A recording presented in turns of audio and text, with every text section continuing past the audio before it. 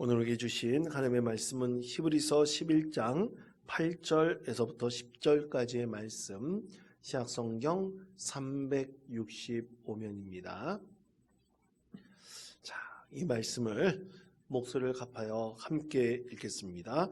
믿음으로 아브라함은 부르심을 받았을 때 순종하여 장래의 유업으로 받을 땅에 나아갈새 갈 바를 알지 못하고 나아갔으며 믿음으로 그가 이방의 땅에 있는 것 같이 약속의 땅에 거룩하여 동일한 약속을 유업으로 함께 받은 이삭 및 야곱과 더불어 장막에 거하였으니 이는 그가 하나님이 계획하시고 지으실 터가 있는 성을 받았습니다. 아멘. 할렐루야. 오늘 예배로 나오신 여러분 진심으로 축복합니다. 오늘 말씀 전에 이 잠언 21장 3절 말씀에 보면 이런 말씀이 있습니다. 잠언 21장 3절 말씀, 다 같이 화면에 말씀 한 목소리 읽겠습니다. 공의와 정의를 행하는 것은 제사 드리는 것보다 여호와께서 기쁘게 여기시느니라. 아멘. 자, 제사 드리는 것보다 우리 하나님께서 더 기뻐하시는 것을 잠언 21장 3절에서는 뭐라고 말씀하고 있습니까? 공의와 정의를 행하는 것. 그러니까 이 말씀은 뭐냐면 하나님께서 우리가 예배를 드리는 것, 구약시대에는 제사를 드렸지 않습니까?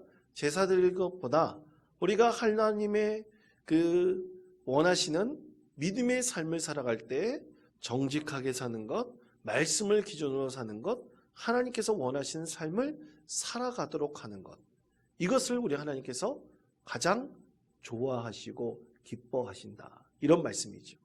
그러니까 우리 삶의 태도가 늘 하나님 앞에 진실한 삶이 되고 또 그리고 거짓 없는 믿음의 삶이 되기를 우리 하나님께서 예배하는 것보다 더 기뻐하신다 말씀하셨습니다.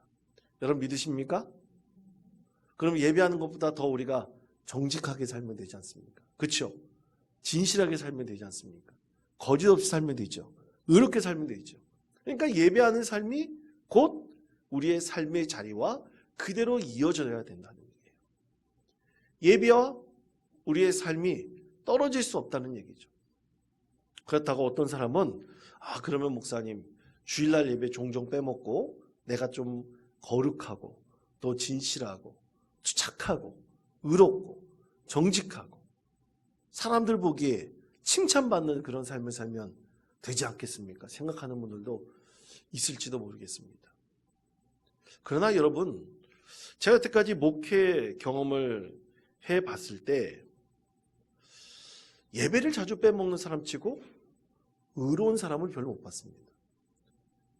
수요 예배, 금요 겟세마네 기도회, 주일 예배, 주일 오후 찬양 예배가 우리 교회 공식적인 예배인데 이 예배를 등한시하는 사람 측에 정직한 사람이 있다는 것을 과연 어떻게 증명할 수 있겠습니까?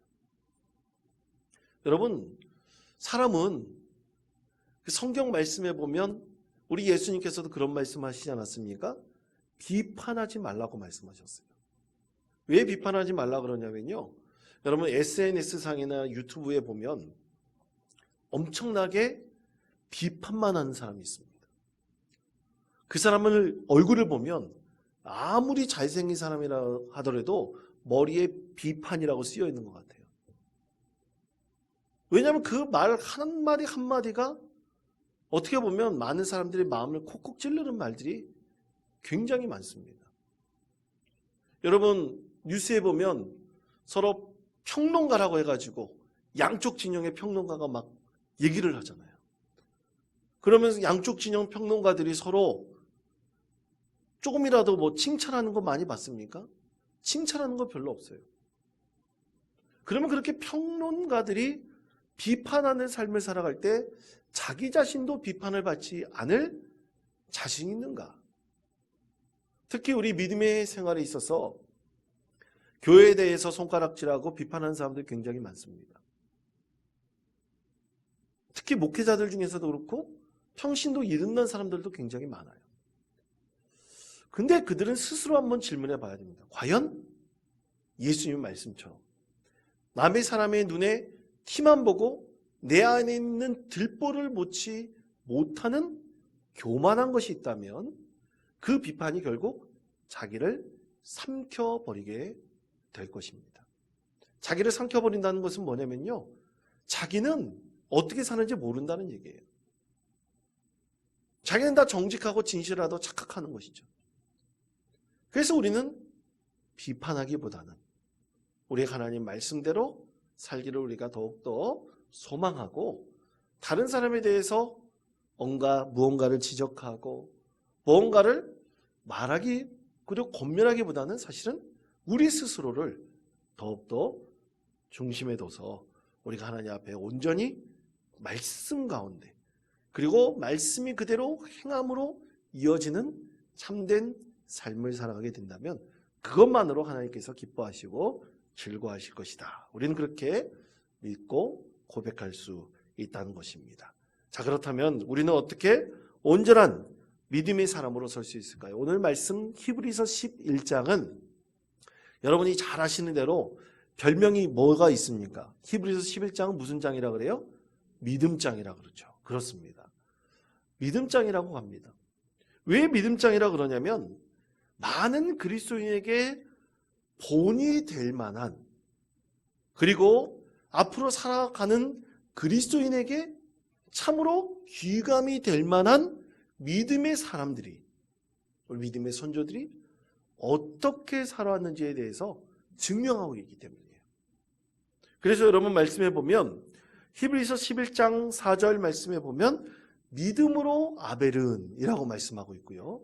또 히브리서 11장 8절 말씀해 보면 믿음으로 아브라함은 이렇게 말씀하고 있고, 또 그리고 히브리서 11장 20절 말씀해 보면 믿음으로 이삭은 이렇게 말씀하고 있고, 히브리서 11장 22절 말씀해 보면 믿음으로 요셉은, 믿음으로 모세는 이런 식으로 말씀하고 있어요.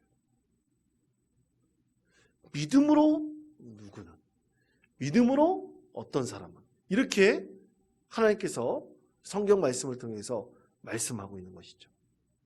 왜냐하면 그들이 믿음의 진정한 본이 되었을 때 그 믿음과 그들의 삶의 태도 그리고 삶의 행동, 이 모든 것들이 어긋나지 않았다는 것을 분명하게 말씀하고 있죠. 그런데 여러분, 그 사람들이 실족한 일이 있었을까요? 없었을까요? 당연히 있었겠죠. 실수한 일이 있었을까요? 없었을까요? 당연히 있었겠죠. 그렇지만 그들이 하나님께 칭찬받았던 이유는 항상 믿음으로 하나님 뜻을 행하기를 소망했던, 참으로 믿음의 귀감이 되고 본이 될 만한 믿음의 조상들이었기 때문입니다.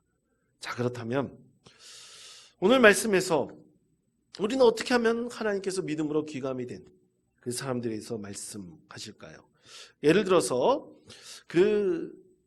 이 아벨의 삶에 대해서 이렇게 말씀하고 계십니다. 자, 히브리서 11장 4절 말씀, 히브리서 11장 4절 말씀 우리 다 같이 한 목소리 읽겠습니다. 믿음으로 아벨은 가인보다 더 나은 제사를 하나님께 드림으로 증거를 얻었으니 하나님이 그 예물에 대하여 증언하심이라. 그가 죽었으나 그 믿음으로써 지금도 말하느니라. 아멘. 자, 믿음으로 아벨은 누구보다 더 귀한 예배를 드렸다고 말씀하고 있습니까? 가인보다 더 나은 제사를 드렸다. 가인보다, 비교해 봤을 때 가인보다 더 나은 제사를 드렸다. 여러분, 과연 무슨 뜻일까요? 그래서 그가 의로운자라고 칭함을 받았다고 하는데, 이 아벨이 가인보다 어떻게 더 나은 제사를 드렸길래 하나님께 의로운 자라고 그렇게 칭찬을 받았을까? 어떤 사람들은 그렇게 해석을 합니다. 여러분, 성경 말씀에 보면 아벨이 제사를 드릴 때 사용했던 제물이 있어요. 무슨 제물입니까? 이 양과 소 같은 것으로 제물을 드렸죠. 양과 소, 염소 같은 것으로 제물을 드렸습니다. 그럼 가인은 무엇으로 제물을 드렸습니까? 가인은 곡식으로 예물을 드렸죠. 대표적으로 이제 밀가루죠. 유대인들이 먹는 밀가루로 하나님께 제사를 드렸습니다. 그래서 혹자는 생각을 해요. 이들이 이 가인과 아벨이 다 유목민들의 조상이기 때문에 양과 염소로 제사를 드리는 아벨의 제사를 하나님께서 더 기뻐하셨고, 상대적으로 가인의 제사는 양과 소가 아니라 곡식으로 드렸기에 그의 제사를 더 기뻐 받으시지 않으셨다. 여러분 어떨 것 같습니까? 맞는 것 같으세요? 틀린 것 같으세요? 표정을 보니까 전혀 깜깜무소식인 것 같은데, 여러분 과연 하나님께서 기뻐하시는 제사는 뭘까요? 그렇다면 성경 말씀에 소재가 있으면 안 되죠.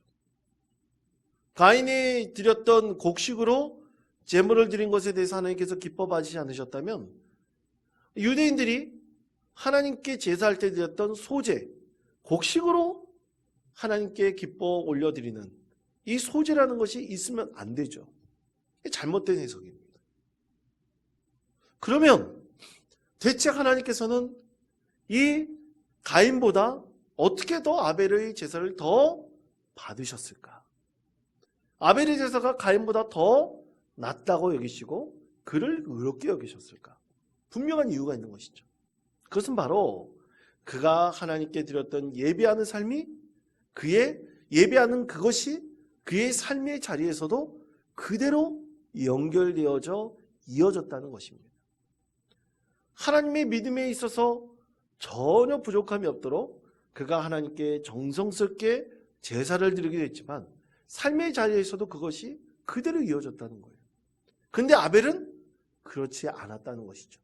그래서 아벨이 그의 동생을 시기하여 결국에는 어떻게 됐습니까? 결국 하나님께서 가장 싫어하는 죄, 살인이라는 죄를 범하게 되지 않았겠습니까?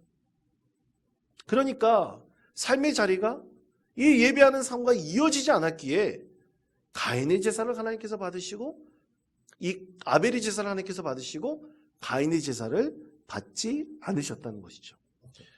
자, 그렇습니다. 그렇다면 우리는 이 하나님의 부르심에 있어서 믿음으로 우리가 살아가야 될 것이라고 믿습니다. 믿음의 그 하나님의 부르심에 합당한 믿음의 삶을 살아가야 될 거예요. 그것이 가장 중심이 바로 예배에 있는 것이죠. 그렇다면 하나님께서는 아브라함과 같이 이 부르심을 받은 사람이 어떻게 예배의 삶이 곧 예배가 되는 것을 어떻게 하나님께서 원하시고 또 어떻게 바꿔가기를 원하셨는지 오늘 말씀을 통해서 하나님께서 세 가지로 말씀하고 계십니다. 첫 번째는 하나님의 부르심에 순종하며 살아가는 것, 그것이 하나님께서 가장 기뻐하시는 예배하는 삶의 모습이라고 말씀하고 계십니다. 자, 히브리서 11장 8절의 말씀을 다 같이 한 목소리 읽겠습니다. 믿음으로 아브라함은 부르심을 받았을 때에 순종하여 장래의 유업으로 받을 땅에 나아갈새 갈 바를 알지 못하고 나아갔으며. 아멘. 자, 하나님의 부르심에 순종하며 살아갔던 아브라함의 모습에 대해서 8절에서는 장래의 유업으로 받을 땅에 나아갈새 갈 바를 알지 못하고 나아갔다, 이렇게 하나님께서 증거하고 계시죠. 그러니까 아브라함이 장래에 받을 이 유업에 대해서 어떠한 정보도 어떠한 확증도 받지 못하고 그저 하나님께서 말씀하시는 대로 그 부르심에 순종하여 나아갔다는 것입니다. 그 안에 중심이 되었던 것은 뭐냐? 바로 예배하는 삶이었다는 것이죠. 여러분, 장래의 유업으로 받을 땅에 대해서 아무런 정보도 없이 나아갔다. 이건 과연 그것이 가능할까요? 여러분 혹시 물건을 하나 살 때 여러분 그냥 물건을 그냥 딱 검색해가지고 하나도 비교하지 않고 그 물건에 대해서 제대로 생각해보지도 않고 따져보지도 않고 여러분 물건을 삽니까? 여러분 그런 분이 있습니까? 예를 들어 우리 성도들 중에서 혹시 주식 투자하는 분들이 계실 거예요. 주식 투자할 때 자기가 투자할 그 회사에 대해서 아무런 정보도 없이 투자하는 사람이 있습니까? 여러분, 누군가 이사를 하려고 해요. 그러면 이사 가려고 하는 그 지역이 과연 어떤지, 거기가 참 상권이 어떤지, 또 그리고 학교는 가까운지 아무런 정보도 없이 그쪽으로 이사 가는 사람이 있습니까? 단 한 사람도 없을 거예요. 그런데 오늘 아브라함은 하나님께서 말씀하신 그대로 그 부르심에 그저 순종하며 나아갔다는 것입니다. 그렇게 순종하며 나아갈 수 있었던 이유는 그가 늘 예배하면서, 그 예배가 진정한 그의 삶의 가장 중심으로 있었기에 그가 하나님 앞에 온전히 순종하며 그 부르심에 응답하며 나아갈 수 있다는 것을 오늘 성경에서 분명하게 말씀하고 있는 것이죠. 아브라함이 하나님의 부르심에 순종할 수 있었던 것, 오로지 하나님의 믿었고 하나님의 말씀에 대해 분명한 확신을 가질 수 있었기 때문입니다. 여러분, 과연 우리도 이렇게 아브라함과 같은 믿음처럼 만약 하나님께서 예배 가운데 나에게 무언가 확신을 주셨다, 그 부르심에 순종할 마음을 주셨다, 과연 그 확신을 가지고 우리가 하나님 뜻대로 하나님 뜻에 온전히 순종하며 그 순종의 본을 볼 수 있겠습니까? 예전에 만났던 한 목사님과 대화를 나누면서 참 목사님을 통해서 큰 감동을 받은 적이 있었습니다. 이 저보다 나이가 어린 젊은 목사님이었어요. 한 10살 정도 더 젊은 목사님이었습니다. 이 목사님은 자신이 예배 가운데 하나님께서 부르심에 분명 확신을 가졌다고 했는데, 그것은 자신이 이제 목회자로서 부르심을 받았다는 것도 있지만 앞으로 자신이 목회하는 데 있어서 개척을 해야겠다는 확신을 받았대요. 저는 그런 사람 별로 못 봤는데 아주 확신에 찬 어조로 얘기하는 걸 보고 깜짝 놀랐습니다. 여러분, 개척할 때 목회자들이 참 할 수 없이 개척하는 목사들도 있어요. 그런데 이 목사님은 젊었을 때부터 하나님께 기도하면서 하나님, 제가 훈련받고 나중에 꼭 개척하겠습니다, 그렇게 늘 부르심의 확신을 가지고 그게 순종하겠다, 그런 마음을 먹었대요.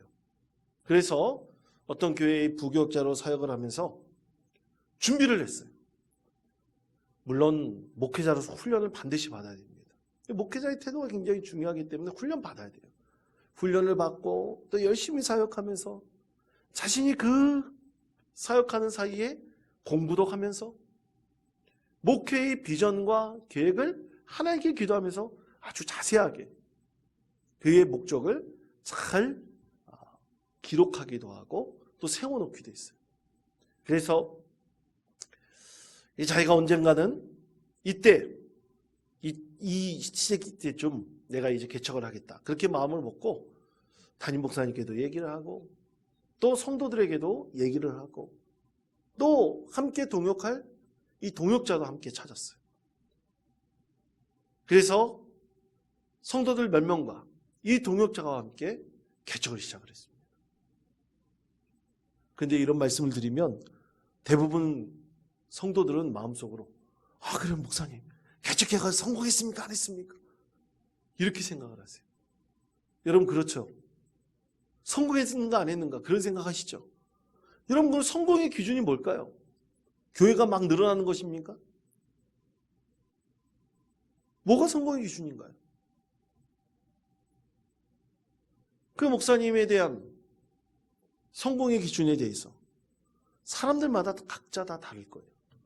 그러나 그 성공의 기준은 누가 삼아야 됩니까? 하나님께서 과연 기뻐하시느냐, 하나님께서 그를 통해서 영광 받으시느냐, 이걸로 삼아야 되는 것입니다. 그걸 기준으로 삼는다면 명확하죠. 비록 연약하고 또 비록 이 교세가 좀 작을지 모르지만 하나님께서 기뻐하시는 사역을 그 비전과 그 목적에 맞게 온전히 이뤄간다면 하나님의 부르심에 믿음으로 순종하는 삶이 참으로 하나님께서 주신 성공적인 목회의 삶이 될 수 있을 것이다, 그렇게 분명히 말씀드릴 수 있습니다. 사랑하는 성도 여러분, 우리도 그렇습니다. 하나님의 부르심이 있다면 우리가 그것에 온전히 순종하여 과연 부르심에 합당한 믿음의 열매를 거둘 수 있는가?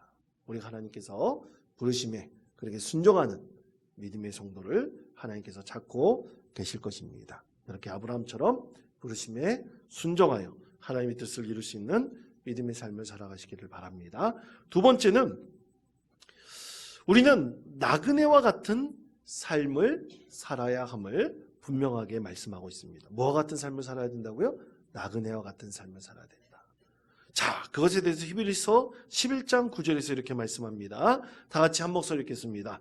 믿음으로 그가 이방의 땅에 있는 것 같이 동일한 약속을 유업으로 함께 받은 이삭 및 야곱과 더불어 장막에 거하였으니. 아멘. 자, 이 말씀에 대해서 세번역 성경에서 이렇게 말씀합니다. 세번역 성경의 말씀도 다 같이 한 목소리 읽겠습니다.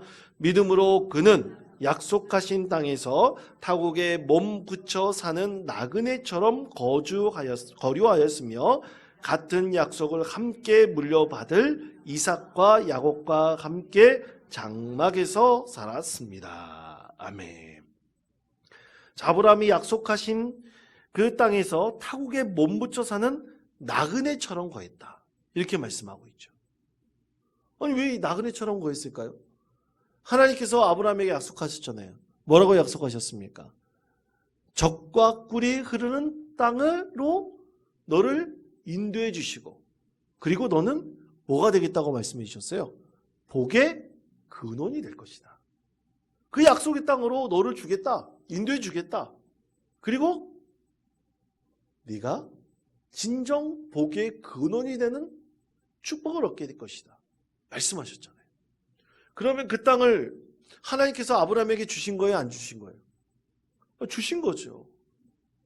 그래서 지금 보면 아브라함의 그 후손들, 유대인들이 그 팔레스타인 땅에서 전쟁도 일으키고 그 땅을 차지하려고 지금까지 계속해서 싸우고 그러고 있는 건 아니겠습니까? 그 이유 때문에 그런 거잖아요. 그런데 오늘 아브라함은 뭐라고 얘기하고 있어요? 하나님께서 아브라함에게 뭐라고 말씀하셨습니까? 그 세번역 성경 뒤에 보면 약속하신 땅에서 타국에 몸붙여 사는 나그네처럼 거류하였으며 이렇게 말씀하고 있어요. 아니, 자기 땅인데 왜 나그네처럼 거류하였습니까? 그렇게 말씀하고 있을까요? 여러분, 성경 말씀에 보면 모든 땅은 누구의 것이라고 말씀하고 있냐면요, 하나님의 것이라고 말씀하고 있습니다. 아멘. 여러분, 집 갖고 땅 사고 계시잖아요. 그 땅은 결국 누구 것입니까? 예? 왜 이렇게 말을 못하세요? 하나님 거 아니고 싶죠? 하나님 것이라고 말씀하고 있는 것입니다. 왜냐하면 여러분, 우리가 예배하고 순종하면서 우리 믿음의 삶을 살아간다는 것은 내가 나가내라는 걸 더 확증하는 거예요. 여러분, 죽으면 그거 싸들고 가는 사람 한 사람도 없습니다. 사실 우리는 우리가 갖고 있는 모든 것들, 살고 있는 집, 하나님께서 맡겨주신 거 이거 다 있잖아요. 사실 내 것이 아니라 우리가 사실 빌려 쓰고 있는 것이라 생각해야 됩니다. 예를 들어 만약 나라에서 한 50년 동안 집을 빌려주겠다. 그 다음에 반납하십시오. 그러면 여러분 그 집에 들어가 살겠습니까? 안 들어가 살겠습니까? 당연히 들어가 살죠. 나라에서 가장 싼 값에 빌려준다면 들어가 살 거예요. 좋은 집에 그렇게 들어가 살 겁니다. 왜냐하면 50년 동안 살았으면 다 된 거예요. 오늘 아브라함에게 하나님께 주신 말씀은, 그리고 그에 대한 믿음에 대한 하나님의 뜻은 나그네처럼 살라는 거예요. 비록 내가 너희 후손에게 너에게 그 땅을 주었지만 그래도 너희들은 다 뭐라고요? 나그네라. 영원히 너희 소유는 없다. 그래서 부르심에 합당한 순종하는 믿음의 삶을 살아가는 것은 우리가 진정으로 하나님을 예배하면서 내가 가진 진정한 소유가 아니라 우리는 어떻게? 나그네와 같은 삶을 살아갈 때 하나님께서 그 마음 가운데 축복을 주시고 은혜를 베풀어 주신다는 것을 분명하게 말씀하고 있는 것입니다. 사랑하는 성도 여러분, 이렇게 순종하며 나그네와 같은 마음으로 우리 하나님께서 가라 하시면 가야 됩니다. 하나님께서 이렇게 하라면 그렇게 해야 됩니다. 그런 믿음의 사람을 하나님께서 진정으로 축복하시는 것입니다. 우리가 과연 나그네와 같은 삶을 살아갈 수 있는지 오늘 말씀을 통해서 다시 한번 깨달으시고 믿음 가운데 순종하는 복된 성도 되시기를 간절히 축원드립니다. 자, 마지막으로는 우리는 약속의 땅을 바라며 살아야 합니다. 그렇습니다. 약속의 땅을 바라며 살아야 합니다. 그것은 마지막 우리가 들어갈 천국의 약속의 땅, 바로 그것을 말씀하고 있죠. 여러분, 이제 우리가 천국에 들어가잖아요. 하나님 품에 안기잖아요. 그러면 우리는 영원히 그곳에 살 것입니다. 아멘? 그러면 그곳에는 전세 월세도 없어요. 하나님께서 주신 우리의 천국에 예비된 장막집이 분명히 있을 것입니다. 그 장막집에서 영원히 살게 될 거예요. 그러면 여러분들이 가장 원하는 대로 가장 예쁘게 꾸미시면 예쁘게 꾸밀 수 있고, 또 그리고 아름답게 장식하려면 장식도 할 수 있을 것입니다. 그런 믿음의 삶으로 살아갈 때 하나님께서 우리에게 진정한 소망을 주시고 구원의 은혜를 베풀어 주실 것이라고 믿습니다. 아브라함은 바로 그렇게 살았다는 거예요. 그렇게 아브라함이 살다가 147년을 살다가 하나님 품에 올라가지 않았습니다. 또 그의 후손도 그렇게 살다가 하나님 품에 올라가지 않았습니다. 또 그렇게 살다가 그의 후손도 또 그렇게 살지 않았어요. 그래서 믿음으로 누구는 그렇게 말씀하고 있는 것입니다. 여러분, 구역군가에 보면 이 나그네와 같은 은혜의 삶을 살았던 사람들의 이야기가 있어요. 두 사람의 이야기가 있습니다. 나중에 구역군가 책 한번 보십시오. 첫 번째로 나온 사람은 양진섭이라는 믿음의 선조예요.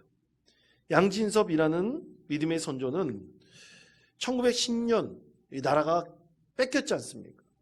경술국치로 인해 가지고 그가 고향이 경상남도 성진이었는데 그것을 떠나 자기 집안 이 12명의 가족 그 안에 72명이 소속되어 있었는데 그를 모두를 데리고 어디로 갔느냐? 동만주의 화룡이라는 곳으로 건너가서 곳에서 자기들만의 마을을 세웠대요. 그 마을을 세우면서 가장 먼저 교회를 세웠습니다. 그리고 그 마을 이름을 장은평이라고 지었는데 그 장은평이라는 뜻은 은총을 머금은 땅이다. 그렇게 이름을 지었다고 합니다. 그러면 이 사람만 있었느냐? 아닙니다. 이종식이라는 믿음의 선조는요, 이 양진섭이라는 신앙의 선조와 똑같이 그것과 가까운 곳에 구세동이라는 마을을 세웠대요. 이 구세동이라는 마을의 이름은 구세주를 믿는 마을, 세상을 구하는 마을, 그런 이름을 가지고 있다고 합니다. 그래서 사실 우리 많은 믿음의 선조들이 나라를 잃은 아픔을 잊지만 또 우리 그리스도인들은 이제 나라를 잃은 아픔을 분명히 가슴에 안고 다른 곳으로 떠나 신앙을 온전히 지켜나가며 장으로 나그네와 같은 믿음의 삶을 살았다고 이 우리나라 기독교의 역사 가운데서도 분명히 그들의 이름을 증거하고 있는 것입니다. 사랑하는 성도 여러분, 우리가 이렇게 나그네와 같이 우리 하나님 뜻에 온전히 순종하는 은혜의 삶을 살아갈 때 반드시 하나님께서 우리를 축복하시고 우리 가운데 큰 은혜를 베풀어 주실 것이라고 믿습니다. 그러므로 믿음의 순종, 나그네와 같은 마음, 늘 본향, 천국을 향하는 소망을 가지고 늘 믿음 가운데 승리하며 하나님께서 주신 놀라운 은혜를 경험하는 복된 성도 되시기를 간절히 축원드립니다.